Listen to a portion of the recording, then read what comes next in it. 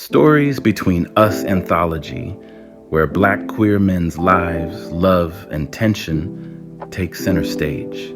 Zane arrived at the retreat with a suitcase that was half full and a life that felt temporarily unassigned.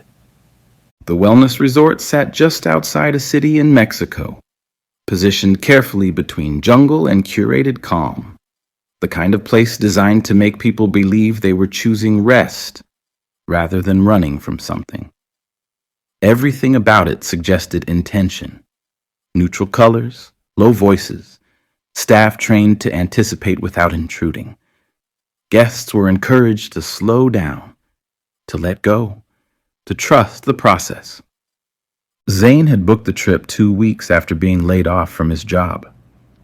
Not immediately, he wasn't that reckless, but after the shock wore off enough for the silence to set in. After the emails stopped coming. After his calendar emptied in a way that felt less like freedom and more like erasure. He told himself this was just a pause, a chance to think, a way to avoid explaining himself to people who didn't know what to say anyway. He didn't tell anyone how much of his savings he'd used to pay for this trip. Kevin arrived the same day, though they haven't met yet. Kevin came alone, which was a choice that still felt new enough to require explanation, even if only to himself. The divorce had been finalized 8 months earlier, long enough for the reality to settle in, but not long enough for the emotional residue to clear. His children were with their mother this week, absorbed into routines that no longer required him. This trip had been framed, carefully, as a reset, a way to be someone other than a parent or an ex-husband for a few days. He chose the resort because it promised quiet bliss, because it was far enough away to justify not checking in constantly, because it offered structure without obligation. Kevin had spent most of his adult life managing outcomes. This trip felt like an acceptable deviation. They were different men, arriving for different reasons, but the environment flattened those differences soon. At check-in, they were simply guests, given wristbands, offered chilled towels. The first night passed without consequence. Zane slept lightly, waking early out of habit. Kevin slept deeply, his body accustomed to rest once it was permitted. By morning, both of them found themselves awake before sunrise, moving through the resort with the quiet purpose of men who did not yet know they were about to matter to each other. The massage appointment was incidental, a half-off promotion offered for early risers, a small indulgence that felt justifiable because of the discount, because of the hour, because it could be explained later as self-care rather than impulse. Zane signed up because it felt practical. Kevin because it felt harmless. The room was dim and cool, scented faintly with citrus and something green Zane couldn't name. The room carried a calm so intentional it eased anxiety out of him, lowering his guard before he thought to resist it. Zane lay face down, his thoughts still loosely tethered to the life he'd left behind. Kevin settled onto the table beside him, his movements unhurried, familiar with taking up space quietly. They were separated by a thin curtain. Conversation wasn't encouraged, but the early hour loosened the rules. A comment passed between them about the discount, about how neither of them would usually be awake this early on vacation. It should have ended there. Instead, it continued. Names were exchanged. Basic facts. Kevin mentioned his kids, the way someone might mention the weather. Zane said he worked in tech and let the sentence trail off, the truth waiting just beyond it. What neither of them acknowledged, what the narration makes clear now, was how quickly the room shifted from neutral to intimate. Not through touch or flirtation, but through the simple, startling act of being seen when neither of them was prepared for it.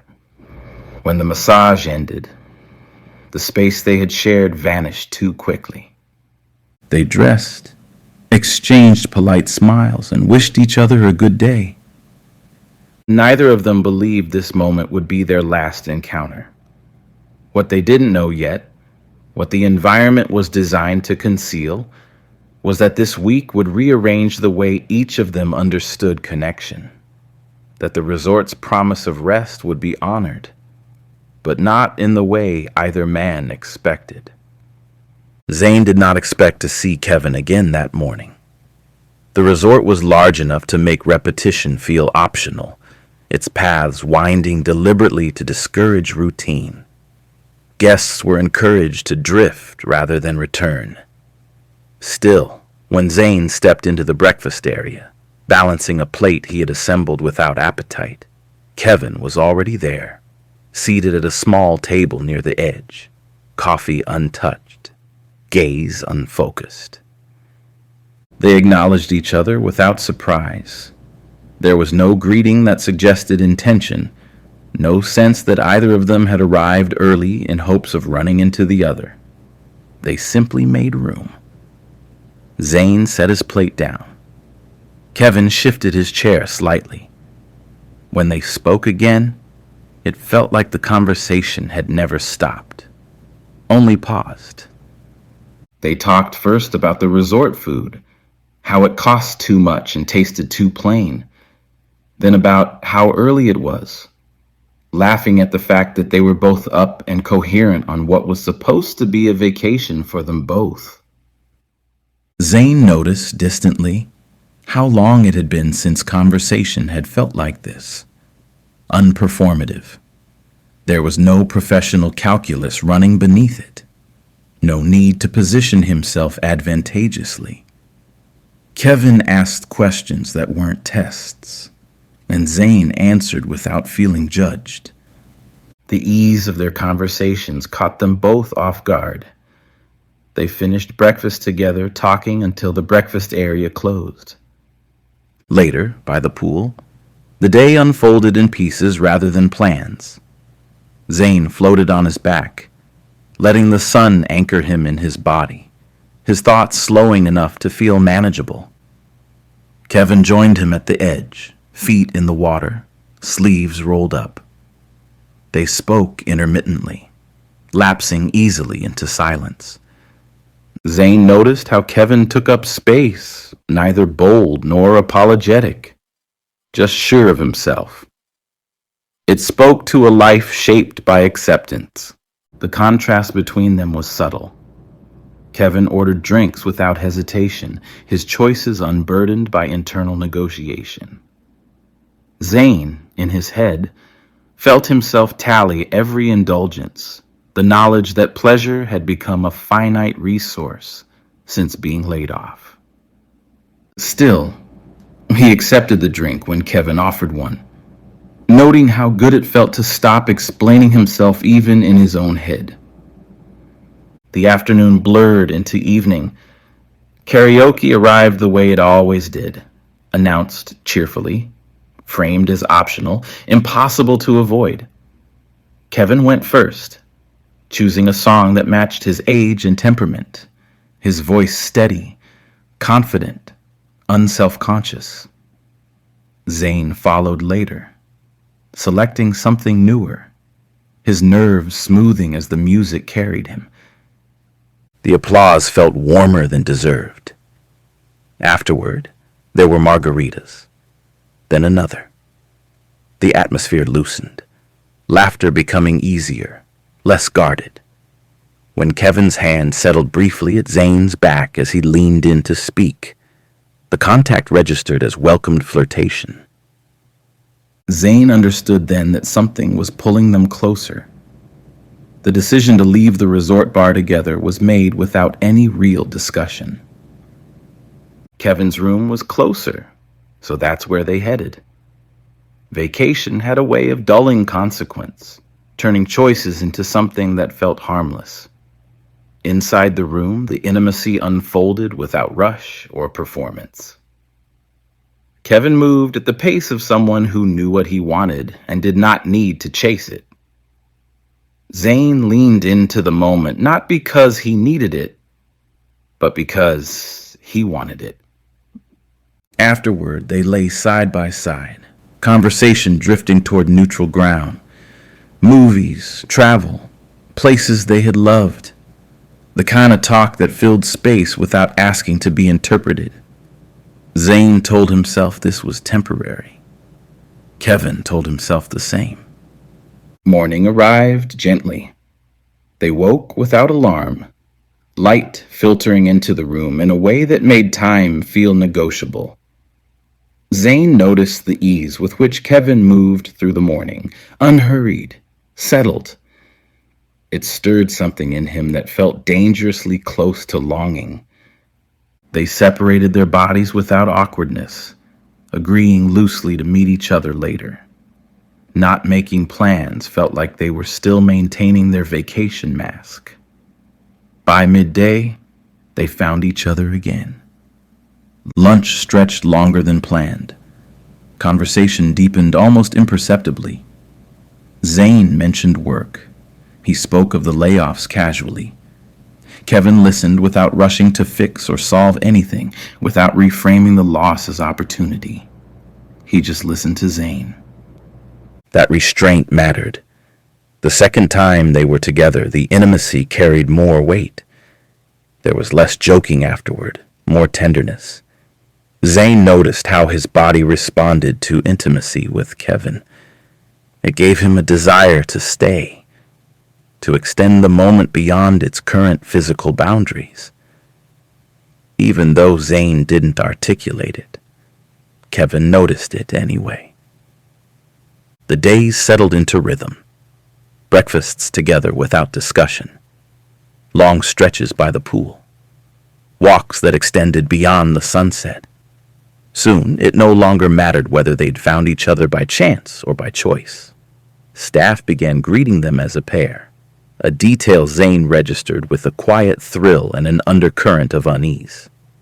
Zane began to imagine what it would feel like not to say goodbye, not thinking it could happen, just as a thought experiment, a way of testing whether hope still functioned. The suggestion for the excursion came from one of the resort guides, offered lightly as a way to spend the day at nearby ruins, a swim in a cenote, and Zane said yes without hesitation. The ease of it lingering between them as the world beyond the resort began to take shape. Dusty roads replaced manicured paths. The heat felt less managed, the quiet less curated. Zane found himself watching Kevin instead of the landscape, noticing how comfortably he engaged with the unfamiliar. Kevin, in turn, noticed Zane's silence, not withdrawal, but his processing. The ruins were impressive in a way that resisted spectacle. Ancient stone, worn smooth by time. The guide spoke about cycles, about rise and collapse, about how permanence was always relative. Zane listened more closely than he expected to. Standing beside Kevin, he felt contextualized rather than diminished. The cenote came later. Cool water cutting through the heat. The enclosed space amplified every sound, every movement. Zane admitted finally that he didn't know what came next for him. Not just professionally, personally. Kevin listened without offering certainty, offering presence instead. That night, something changed. The intimacy that followed was more exposed. Zane stopped pretending he didn't care. Kevin stopped pretending care was consequence-free. They lay together afterward without filling the space with conversation. Zane understood then that he had crossed a line, not physically, but emotionally. He had allowed himself to imagine being chosen beyond the boundaries of the vacation week. Kevin understood something too. He understood that he was no longer participating in something harmless, that his steadiness, his attention, had become a kind of promise even if he hadn't named it as one. The realization frightened him more than desire ever had. The next day carried weight. They moved through it deliberately. A long breakfast. A swim that felt ceremonial. Zane noticed how easily Kevin fit into the shape of his day, and how dangerous that ease was. Kevin noticed how much Zane watched him now. Not with hunger, with hope. That was when Kevin began preparing for the ending in earnest. The almost question arrived at sunset. They sat on the balcony watching the sky shift colors, the resort settling into evening. Zane traced the rim of his glass. His body relaxed, his thoughts anything but relaxed. He wanted to ask what this was becoming. Kevin talked about enjoying the present moment, about not rushing clarity when things felt good. Zane accepted it because he understood what it protected Kevin from. Later, when they came together again, the intimacy was careful and intentional, shaped by the knowledge that this was goodbye. Zane experienced it as both connection and farewell. Kevin experienced it as restraint disguised as tenderness. Neither of them slept well. The last day of their time at the resort arrived quietly. They treated it gently, as if both understood it needed to be handled with care. A final swim. A long lunch where conversation stayed safely in the present.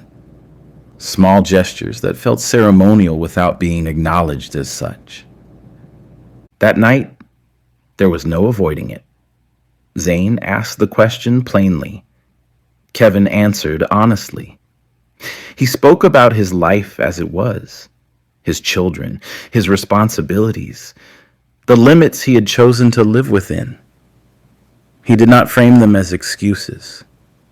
Zane listened. He understood.